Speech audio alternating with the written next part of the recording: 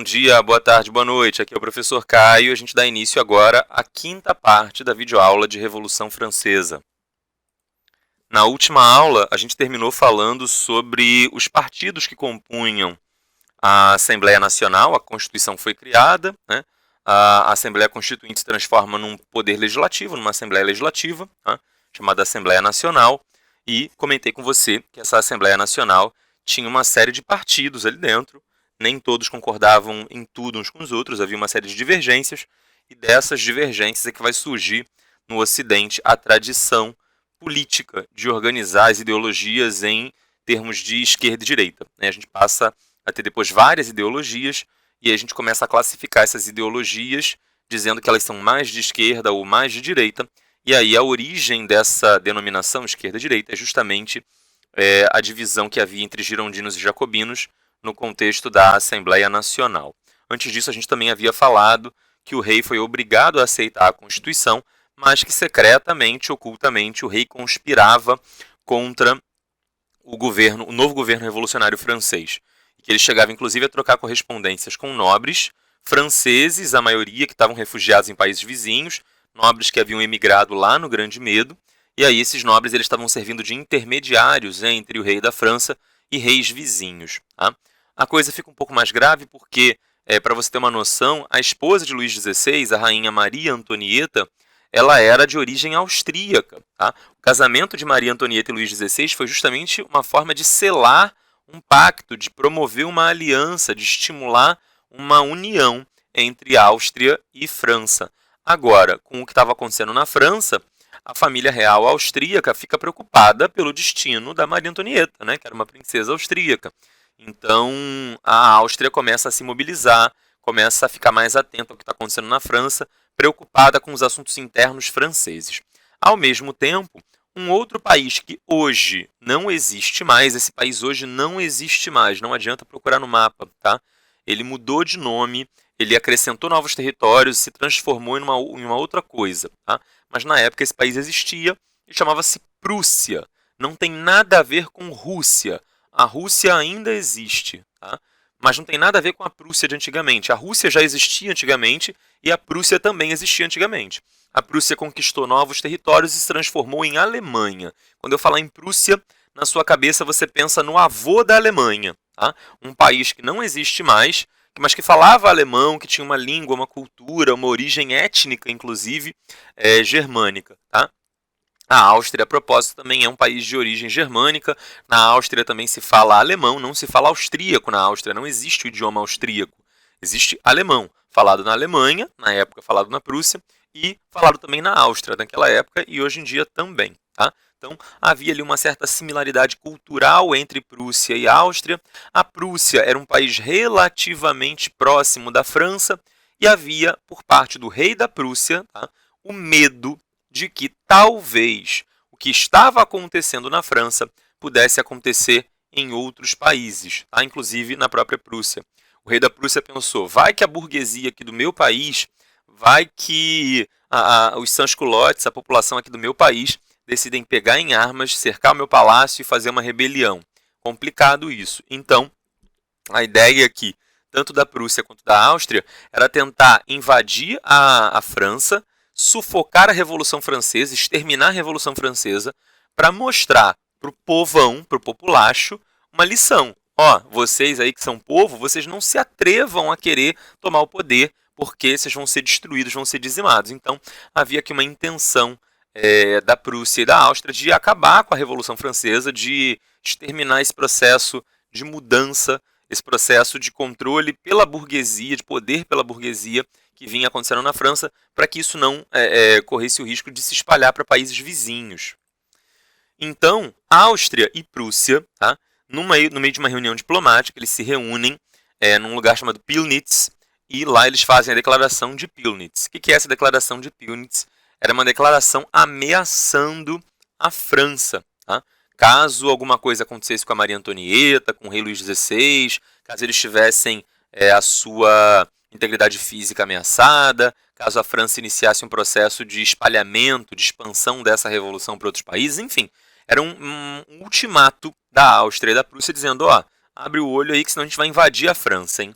E aí o rei da França, tá, sabendo que isso geraria um conflito, tá, e esperando, né, desejando que esse conflito pudesse acabar com a derrota da própria França, o rei francês ele começa a estimular os seus apoiadores na Assembleia Nacional, começa a fazer uma série de discursos estimulando a Assembleia Nacional a declarar guerra contra a Áustria e a Prússia, porque a função de declarar guerra nesse momento já não era mais do rei da França, era do poder legislativo. Então o rei decide estimular esse poder legislativo, né, insuflar, fazer propaganda, dizendo isso é uma humilhação que fizeram com a gente aqui na França e tal. Embora ele, rei francês, fosse o maior beneficiado pela declaração de Pillnitz, ele tentou assumir ali, fazer um fingimento, um teatrinho, de que aquilo era uma vergonha humilhante para a França e que a única forma de resolver isso era a França declarar guerra contra a Prússia e a Áustria. Então, a Prússia e a Áustria fazem uma ameaça, e o rei francês mal podia esperar e queria transformar essa ameaça em realidade e tenta da sua parte também estimular ali o próprio governo francês a entrar nesse conflito. Tá? Posteriormente, a Áustria e Prússia vão atacar a França, não só a Áustria e Prússia, Inglaterra também, Rússia, vários outros países, né, vão fazer uma união contra a França, chamada de coligação antifrancesa, ou primeira coligação antifrancesa, ou só primeira coligação. Tá? Então, posteriormente, isso vai realmente acontecer, vai realmente haver uma guerra, tá? Mas nesse primeiro momento, aqui na declaração de Pillnitz, era mais uma ameaça, né, do que um fato consumado. Nesse momento, também aí de início da Revolução Francesa, vai ser criada a chamada Guarda Nacional. A ideia era que a Guarda Nacional fosse uma força militar paralela ao exército. Tá? Como assim? Tradicionalmente, o exército era formado por nobres, ou melhor, ele era comandado por nobres. Tá? E esses nobres estavam perdendo seus privilégios com a Revolução Francesa. Tá? Então, o que os revolucionários franceses pensaram?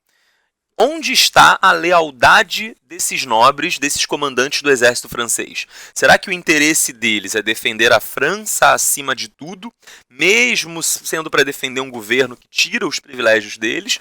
Ou será que eles estão mais interessados em preservar seus interesses pessoais, seus privilégios pessoais, e podem, quem sabe, talvez, provocar uma derrota proposital do exército francês? Então havia esse temor de que o exército, de que os comandantes do exército pudessem pensar do mesmo jeito que o rei francês pensava, né?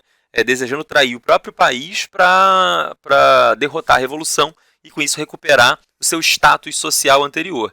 Então, os revolucionários franceses eles pensam, não dá para a gente deixar toda a nossa defesa nas mãos do exército, a gente precisa criar alguma forma de nos defendermos, né? Algum tipo de força militar, que é militar, mas não é exército. Tá? Então é tipo um exército que não se subordina aos comandantes do exército. Era como se fosse um exército 2. Tá?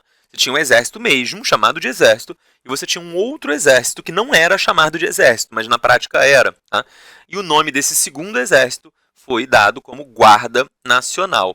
A ideia é que o exército serviria, por exemplo, para conquistar terras estrangeiras, para atacar povos vizinhos, enfim, alguma coisa do tipo. Já a Guarda Nacional não serviria para invadir outros países. A Guarda Nacional não serviria para conquistar terras novas para a França, mas apenas para defender o território francês, para guardar, para proteger a nação francesa. Tá? Então essa era a ideia da Guarda Nacional. Era limitar a sua conduta a dentro do território francês. A Guarda Nacional, por exemplo, nunca seria mandada para combater um invasor que estivesse atacando uma colônia. Tá? O exército seria. Por exemplo, a Guarda Nacional nunca seria mandada para conquistar novas colônias. O exército poderia ser. Então, a questão é que a Guarda Nacional era tipo o exército, mas com uma função um pouco mais restrita, mais limitada, mas muito essencial. Tá? Nesse primeiro momento aqui, a Guarda Nacional é criada. Tá? Quando acontece a declaração de Pillnitz, a guerra não começa logo de cara, mas depois de algum tempo, a Assembleia Nacional vai, de fato, usar essa declaração como uma justificativa. Daqui a pouquinho a gente vai falar também sobre o que vai acontecer com o rei da França e a rainha também. Vai acontecer alguma coisa bem pesada com eles. E aí, posteriormente, vai, de fato, começar uma guerra. Tá? Então, quando essa guerra, de fato, começar, vai ser fundamental garantir batalhões, né? Garantir soldados para a Guarda Nacional. E aí vai começar um processo de convocação da população francesa comum, dos civis comuns, para entrarem na Guarda Nacional e protegerem o país. Tá? É nesse momento que vão ser formados os chamados batalhões de sans-culottes.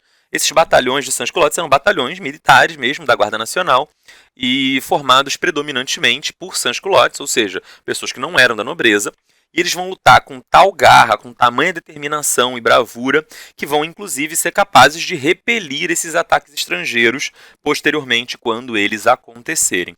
Então, estou deixando a Guarda Nacional aqui também em stand-by, né? Daqui a pouco ela aparece aí combatendo essa coligação antifrancesa. Tá?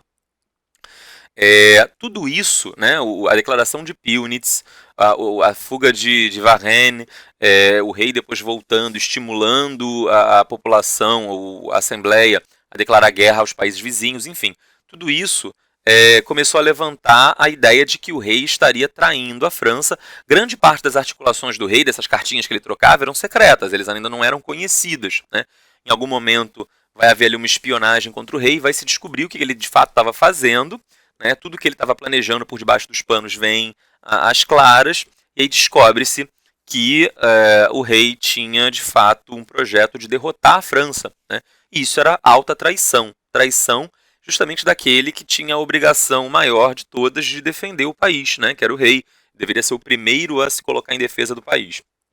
Então isso vai servir como justificativa para que o rei e a rainha fossem presos por traição. Eles vão ser julgados. Aqui nessa imagem que você vê do lado esquerdo da tela é o julgamento de Maria Antonieta. Tá?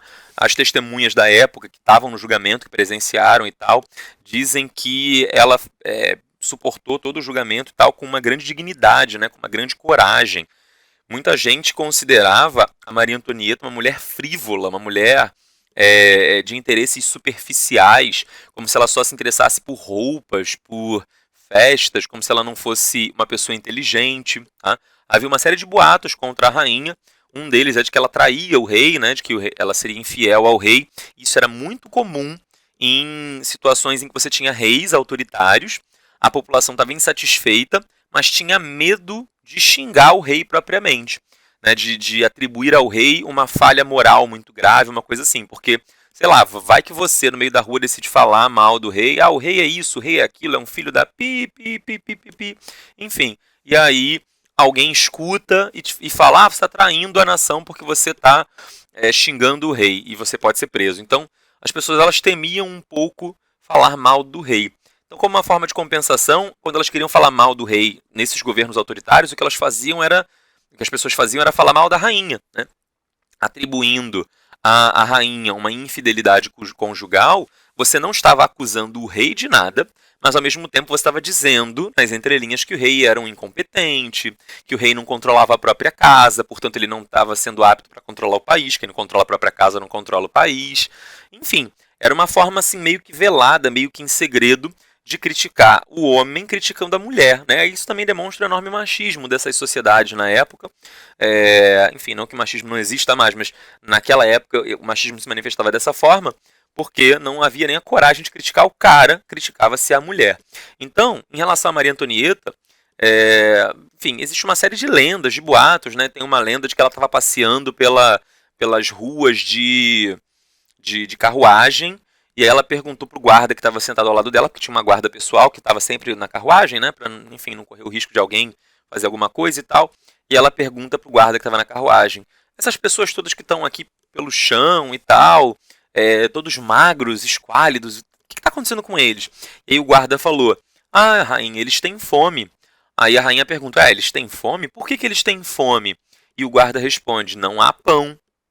E aí a rainha teria supostamente perguntado nesse momento: se não tem pão, por que eles não comem brioches? Tá? Enfim, não sei se você entendeu o humor da frase, né? Mas basicamente brioche é tipo uma outra forma de pão, é um outro tipo de pão. Tá? Então, é como se a rainha fosse tão ignorante, tão idiota, que ela não entendeu a frase do soldado, né? Do guarda, de que não há pão, na verdade, aqui é uma metáfora, uma figura de linguagem para dizer não há comida nenhuma em geral. E ela teria entendido supostamente que não existia um tipo específico de comida, tá? E não comida em geral. Para ela existiram outros tipos de comida que as pessoas não estavam comendo porque não gostavam, sei lá, porque enfim, não estavam afim. Essa frase é atribuída a Maria Antonieta, mas não há nenhuma prova de que tenha sido dita por ela, tá? Na verdade, a origem dessa frase é um livro de Rousseau. Rousseau diz num livro biográfico que ele tinha ouvido uma princesa certa vez dizer isso, né? Ele ouviu essa história atribuída a uma princesa. E aí o Rousseau no livro fala assim, uma princesa cujo nome eu não vou dizer, não vou revelar. Só que quando Rousseau escreveu o seu livro, Maria Antonieta era quase um bebê.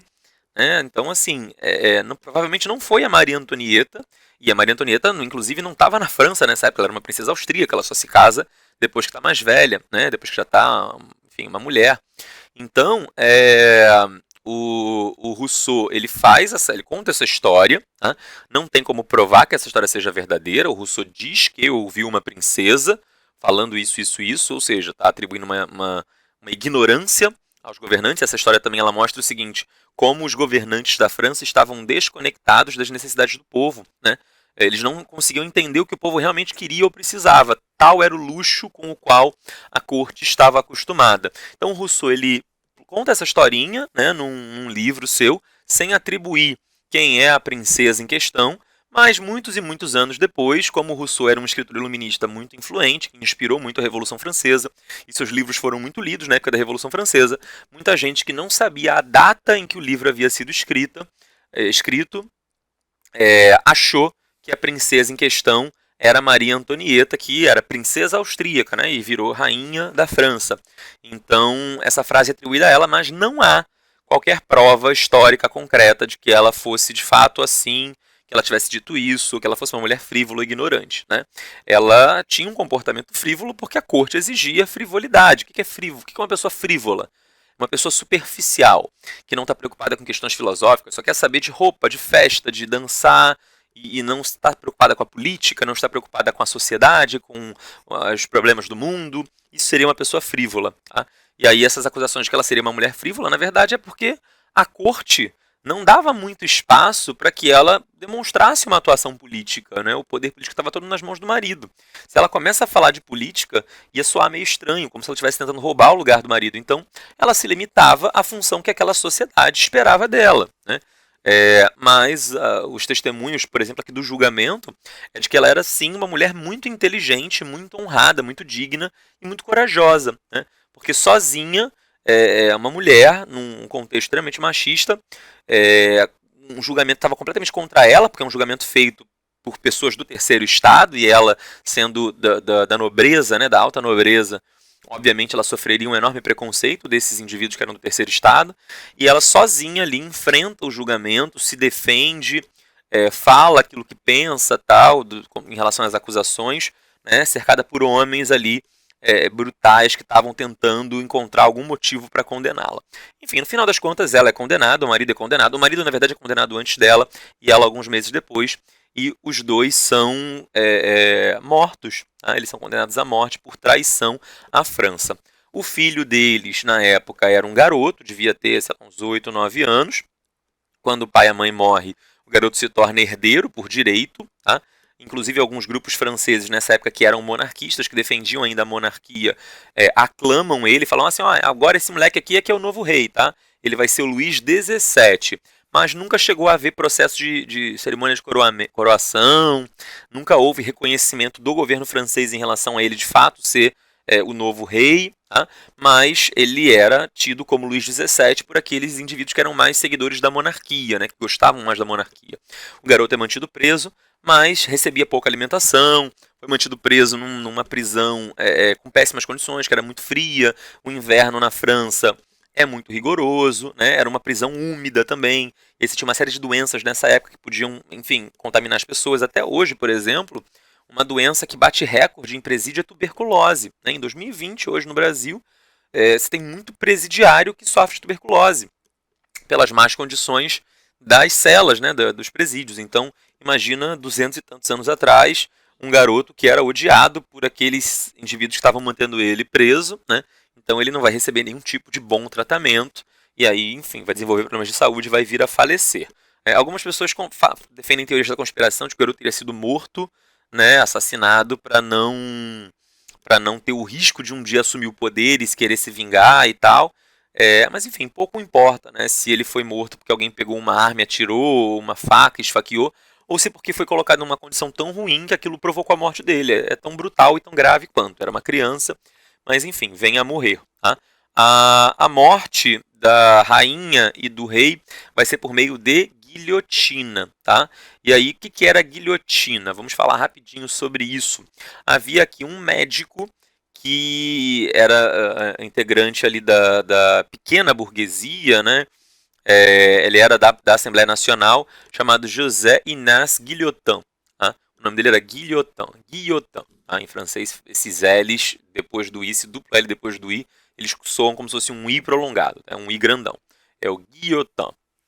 Então, o José Ignaz Guillotin, ele era um médico francês, e ele disse o seguinte: é muito cruel, é muito brutal a forma como os condenados são executados. Tá? Até porque, vamos lá, o pobre é executado na forca. E não sei se você lembra de uma das primeiras aulas em que eu descrevi rapidamente como é que eram as punições, como é que eram as penas de morte para o nobre e para o pobre. Né? Então, o pobre era punido com penas assim, penas de morte que eram extremamente dolorosas, né? O suplício da roda, a o enforcamento, enfim. Já os nobres eram mortos decapitados por machadada, né? Com machado ou com espada, enfim. Mas mesmo isso também não era 100% garantido, porque dependia da força do braço do carrasco. O carrasco ele tinha que ter um braço bem forte para bater com a lâmina com uma força necessária para cortar a cabeça toda de uma vez, e tinha que pegar no ponto exato, né? Porque também, se a espadada não pegasse no ponto exato, você não cortava o pescoço por inteiro, você cortava só uma parte, aí você tinha que ficar batendo e batendo e batendo de novo, né, na cabeça, no pescoço do condenado com a espada, até se separar completamente do corpo. Isso poderia sim ser doloroso. Então, mesmo os nobres não estavam 100% livres de, por acaso, ter uma morte dolorosa. Inclusive, era uma das coisas que os carrascos faziam. Às vezes eles erravam de propósito, né, para, enfim, justamente gerar um medo. Né? E aí, toda vez que no futuro, né, alguém fosse ser executado, a família da vítima lá, a família da pessoa que seria morta, né, do condenado, ela normalmente pagava pro carrasco para ele matar de forma mais certeira, né? Dava um suborno ali, uma corrupçãozinha, uma propina. O carrasco, além de receber o salário, ele recebia por fora ali um dinheirinho extra para que ele matasse mais rápido a pessoa condenada. E parece estranho, né? Imagina, um filho indo pagar ao carrasco um dinheiro para que o carrasco matasse mais facilmente, mais rapidamente o próprio pai. Né? E você fala, pô, o cara pagando para matar o pai. Mas, na verdade, era um ato de carinho e de amor, né? De respeito e tal, porque era a forma de você diminuir o sofrimento da pessoa que você amava, já que esse sofrimento seria inevitável, vamos ao menos diminuí-lo. Só que isso incomodava muito o Guillotin, porque ele pensava o seguinte: a gente está fazendo uma revolução cujos lemas são liberdade, igualdade e fraternidade. Né? Então a coisa mais fraterna é tentar tirar a dor do indivíduo que está sendo morto. Isso é fraternidade. Já que o sujeito foi condenado, ele realmente é um criminoso, fez uma coisa grave, matou alguém, estuprou alguém, enfim, tem que matar o cara, não tem jeito, vamos matar de um jeito menos doloroso. Né? Isso era fraternidade na visão do Guillotin. Além disso, era a ideia aqui de se criar um mecanismo de morte, uma máquina de matar, que matasse igualzinho o pobre e o nobre, para que não houvesse diferenciação, distinção. Quem é rico, quem tem grana, consegue receber uma morte indolor. Quem é pobre vai ter que sofrer uma coisa dolorosíssima. Não, agora é igual para todo mundo, para o bem e para o mal. Então a guilhotina ela é a democratização da morte, e a guilhotina ela é uma máquina cujo espírito é exatamente o espírito da Revolução Francesa, o espírito de igualdade, de fraternidade. Tá? O Guillotin ele não criou a máquina, tá? Ele propôs a criação. Algum tempo depois a máquina é criada e acaba levando o nome dele. Né? Aqui ó, a máquina que o Guillotin propôs. E aí começaram a chamar essa máquina, no feminino em francês, de guillotine. Tá? Guillotine. Em francês o feminino costuma terminar com E e não com A. Quando a gente traduz português vira guilhotina. Tá? Então é daí que vem esse dispositivo de matar que não existia antes da Revolução Francesa, tá? Se você vir algum filme, alguma cena que se passe em outro país ou antes da Revolução Francesa, não existia guilhotina, tá? A decapitação era feita à base de machado ou de espada, antes da guilhotina na França e em outros países mesmo depois da guilhotina. A guilhotina não foi também universalmente adotada, não. Passa a ser adotada em alguns outros lugares depois, mas leva um certo tempo. Não é logo agora, na época da Revolução Francesa, não. Nesse primeiro momento era só na França mesmo. Tá? Então tá aqui a guilhotina que foi, né? Essa aqui é só uma réplica, essa imagem, mas tá aqui a máquina, né? Um tipo de máquina que foi usado para matar o rei e a rainha e depois foi muito usada para matar muitas outras pessoas. Tá? Morrendo o rei e a rainha e o jovem príncipe também sendo colocado na prisão e algum tempo depois morrendo, temos uma questão agora para resolver.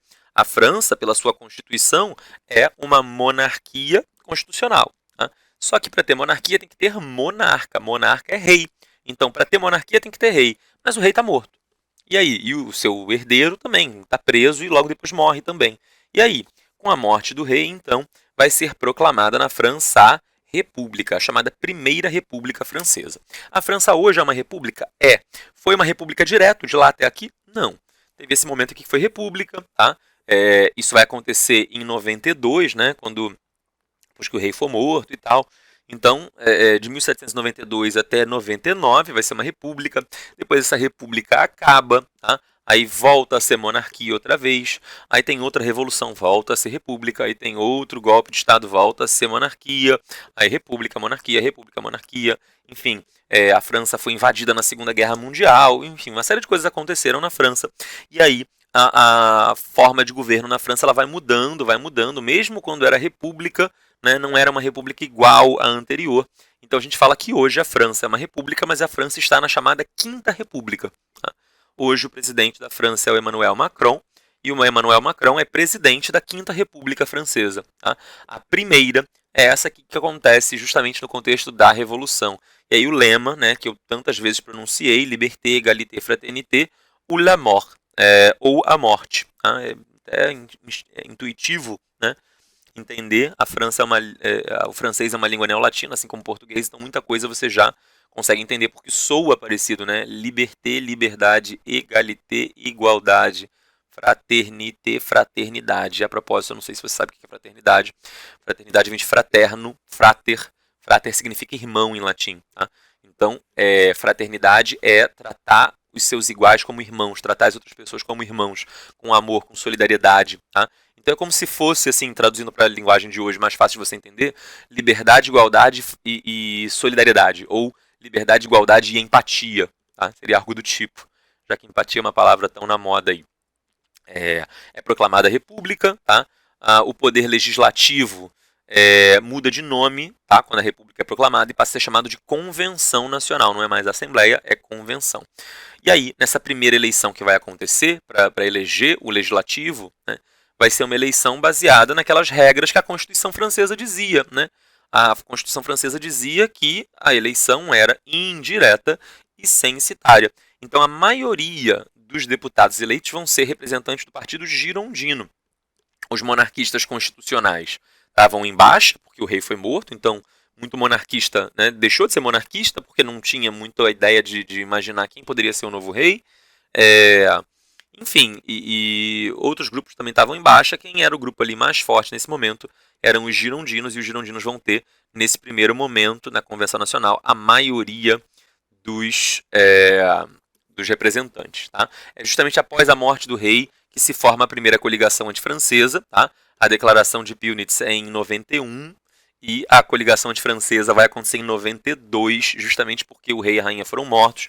E aí, enfim, basicamente eu estou dizendo para você que a Áustria, né, vendo uma das suas princesas, né, uma das filhas da rainha austríaca, ser morta, a Áustria se indigna com isso e declara guerra contra a França. Depois a Prússia se une, enfim, e outros países vão progressivamente entrando nessa coligação, né, e, enfim, todo mundo vai atacando a França. É aqui nesse momento que a Guarda Nacional de fato começa a entrar em ação e proteger o país, e o exército também. Enfim, o exército não era muito confiável, mas a Guarda Nacional, sem dúvida. Tá?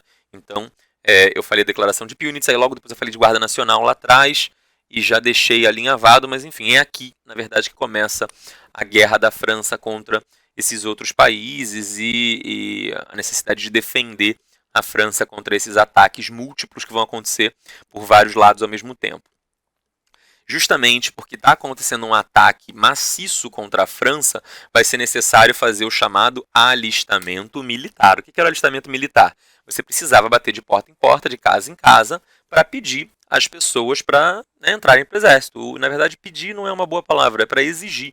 Né? O alistamento militar acontecia assim, batia-se na porta da casa, e aí o soldado lá, o sargento, seja lá quem for o militar que estava lá alistando, ele estava com papel na mão, ele chegava na casa e falava assim, quantos homens tem aqui nessa casa? Ah, tem 5.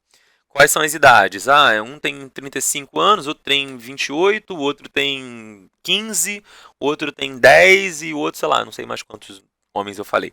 Enfim, e aí o que o soldado lá, o sargento, o alistador falava é o seguinte, olha, todos os homens maiores de tal idade, a partir de agora, estão automaticamente convocados para ir para o exército. Tá? Qual é o nome? Fulano, Beltrano, Ciclano. Eu vou anotar aqui no meu papel, vou levar lá para o quartel. Se vocês não aparecerem amanhã em tal horário, eu volto aqui e prendo vocês. Tá? Então, o alistamento militar começa a acontecer nesse momento justamente pela necessidade de formar uma força militar grande o suficiente para defender a França contra essa coligação antifrancesa. Só que isso vai gerar uma certa revolta dos camponeses. Os camponeses não estavam muito afim de ir para a guerra. Né? Havia inclusive ali um sentimento monarquista, né? Numa determinada região da França chamada Vendéia. Tá? Então ali na região da Vendéia você vai ter uma tentativa de alistamento militar que vai acabar meio frustrado. Os camponeses não queriam lutar por essa república que estava sendo proclamada. Né? Vários deles inclusive defendiam a monarquia. E outra coisa que eu não falei, mas lá atrás, na época da Constituição, vai ser criado a chamada Constituição Civil do Clero. O que era a Constituição Civil do Clero? Foi um documento criado lá na mesma época da Constituição e da Declaração dos Direitos do Homem e do Cidadão, e a Constituição Civil do Clero era uma lei que valia para o clero. Tá? E eu sei que é meio estranho você dizer que a gente, né, eu primeiro falei para você que havia aqui a ideia de igualdade jurídica, uma mesma lei para todos. É porque, na verdade, normalmente o clero já tinha uma lei separada, tá? Que era o Código Canônico. O Código Canônico era uma legislação da igreja e, enfim, os padres eram julgados por tribunais da própria igreja e tal. E aí, nesse momento ainda não existe a integração do clero com a lei comum do restante da sociedade, mas vai ser criada uma nova lei para o clero, e essa nova lei era uma lei considerada válida, mais legítima, porque era criada pelas mesmas autoridades que criaram a lei do restante da população. Então, assim, embora a lei não fosse a mesma tecnicamente, no entanto, haveria ali uma lei para a população em geral e uma lei do clero, mas ambas criadas pela mesma autoridade. Então, por isso é que, embora não fosse uma igualdade completa, né, mas já era um pouco mais igualitário do que a população ser guiada por uma lei e o clero fazer sua própria lei com benefícios para si mesmo. Tá? Então, havia ali, no contexto da Constituição de 1791, também a criação da Constituição Civil do Clero. E esse documento exigia que os padres jurassem fidelidade ao governo da França, e não ao Papa, e não à Igreja. Tá? Alguns clérigos, alguns padres, alguns religiosos aceitaram, fizeram o juramento de fidelidade, falaram, não, beleza, aceito aí, enfim, obedecer a essa Constituição Civil do Clero. Outros, no entanto, acabaram recusando. Muitos clérigos, muitos padres, muitos religiosos falaram, não, eu não vou jurar fidelidade ao governo francês e, com isso, acabar desobedecendo o Papa, minha obediência com o Papa, minha obediência com a hierarquia da Igreja. Tá? E aí, esses clérigos que recusaram jurar fidelidade à Constituição Civil do Clero, eles foram chamados de clero refratário. Tá? Clero refratário. Clero refratário. O que significa refratário? Tá? Refratário é aquilo que repele, é aquilo que não se une, que não junta, que não gruda, que não aceita, que não cola. Por exemplo, não sei se você já ouviu falar, mas a sua família e a sua mãe, seu pai, eles devem ter vasilhas refratárias, panelas refratárias, né? Aquelas panelas que tem teflon, que você bota a comida ali e faz e ela não gruda. Essa panela ela é refratária, ela está refratando, ela não está colando na comida. Tá? Então é aquilo que gera desunião, separação. Tá? É daí a origem da palavra refratário. O clero refratário era o clero que não aceitou aquela lei, que estava se recusando, rejeitando, se afastando, rompendo, separando daquela lei e do restante do clero. Tá? Quem era clero refratário, quem não aceitou a lei dos revolucionários, acabou sendo perseguido e muitos foram mortos. Tá? E isso também foi um dos motivos para a revolta da Vendéia. Além de não quererem se alistar para lutar pela República, porque vários desses camponeses não sabiam o que era República, nunca tinham ouvido falar, na verdade. Como assim? Eu tenho que lutar por esse negócio que eu nunca ouvi falar? Eu conheço o rei, eu já ouvi falar do rei, né, que morreu agora, que foi decapitado e tal. Por ele lutaria, estou acostumado. Meu pai lutou pelo rei 50 anos atrás, meu avô, meu bisavô, etc, etc. Lutaria pelo rei. Porque eu sei quem é, eu sei como é que funciona. Tá? Agora, esse negócio de lutar por república, eu não sei como é que funciona, não. Então, além desse motivo, que fez com que muitos camponeses não gostassem do alistamento militar, também havia uma revolta desses camponeses, porque eles eram muito religiosos, eles eram pessoas muito católicas, e eles achavam maldade o que estava sendo feito com o clero refratário. Pô, esse novo governo aí que desde que começou, ele começou a matar padre, a perseguir padre e tal, isso não é bacana, não. Então, esses camponeses vão fazer uma revolta, tá? Chamada Revolta da Vendéia, que foi uma revolta contra o alistamento militar e contra a perseguição sofrida pelo clero refratário. Tá? A nobreza vê nisso uma oportunidade, uma chance de, quem sabe, derrubar a república, e a nobreza apoia a revolta da Vendéia. Isso tudo vai acabar enfraquecendo muito o governo girondino, tá? E isso é o que vai abrir as portas, vai abrir caminho para que os jacobinos dessem um golpe de Estado e tomassem o poder. O líder, né, máximo, ali, o cara mais importante do Partido Jacobino, ele não era o único, né, mas o cara mais importante do Partido Jacobino era um sujeito chamado Maximilien de Robespierre. Tá? O Maximilien de Robespierre, ele disse essa seguinte frase que está citada aqui no slide: o governo da revolução é o despotismo da liberdade contra a tirania. Despotismo da liberdade contra a tirania. O que isso quer dizer? Vamos interpretar aqui as palavras. Despotismo normalmente indica um governo autoritário, um governo que tira a liberdade. Mas aqui é o despotismo da liberdade. Basicamente, o que o Robespierre está tentando dizer aqui, né, de um jeito que soa até irônico e engraçado, é que as pessoas são livres e elas não podem abrir mão dessa liberdade, nem que elas queiram, elas são obrigadas a serem livres. E aí isso soa meio paradoxal, né? Se você é obrigado a ser alguma coisa, então você não é livre. Se você é obrigado a ser livre, então você não é livre. Eu sei que soa meio paradoxal, mas é mais ou menos isso que ele está tentando dizer quando ele fala que o governo da revolução é o despotismo da liberdade contra a tirania. Ele está dizendo, enfim, em outro sentido, que a importância que antes o rei tinha dentro do sistema político, agora é a liberdade que vai ter esse poder e essa importância. Tá? Pela liberdade vale tudo, tá? Se essa liberdade estiver, enfim, servindo para lutar contra a tirania. Tá? Vamos falar um pouquinho mais do governo desses jacobinos. Esses jacobinos, eles assumem o poder com o argumento de que os girondinos eram fracos e que não estavam conseguindo combater a revolta da Vendéia e que não estavam conseguindo combater os inúmeros ataques que a França vinha sofrendo simultaneamente da primeira coligação antifrancesa. Então eles tomam o poder e dão início a um governo que vai ser um governo autoritário, um governo forte. Aqui os jacobinos vão argumentar o seguinte: olha, não dá para ter conversinha não, né? Se está todo mundo atacando a gente ao mesmo tempo e querendo acabar com a Revolução Francesa está acima de tudo, né? A Revolução é a garantia da nossa liberdade, do nosso sucesso. Pela Revolução, vamos fazer tudo. Então, a gente vai, inclusive, combater muito violentamente quem tentar se opor à Revolução Francesa. Isso dá início a um governo violento, autoritário, que vai ser chamado de terror jacobino ou simplesmente período do terror. Se você ouvir em algum momento falar período do terror, é a mesma coisa que terror jacobino, e é o momento em que os jacobinos chegam ao poder. Por favor, não confunda isso com Grande Medo, que foram aquelas revoltas camponesas lá no comecinho, lá nos primeiros dias da Revolução Francesa, em que os camponeses saíram atacando os castelos dos nobres e os nobres fugiram. Aquilo era Grande Medo. Terror é esse governo jacobino, tá? Que inicia ali um processo de perseguição contra possíveis opositores da Revolução. Tá? Vamos resolver uma questãozinha aqui rapidinho. É uma questão do Enem de 2010.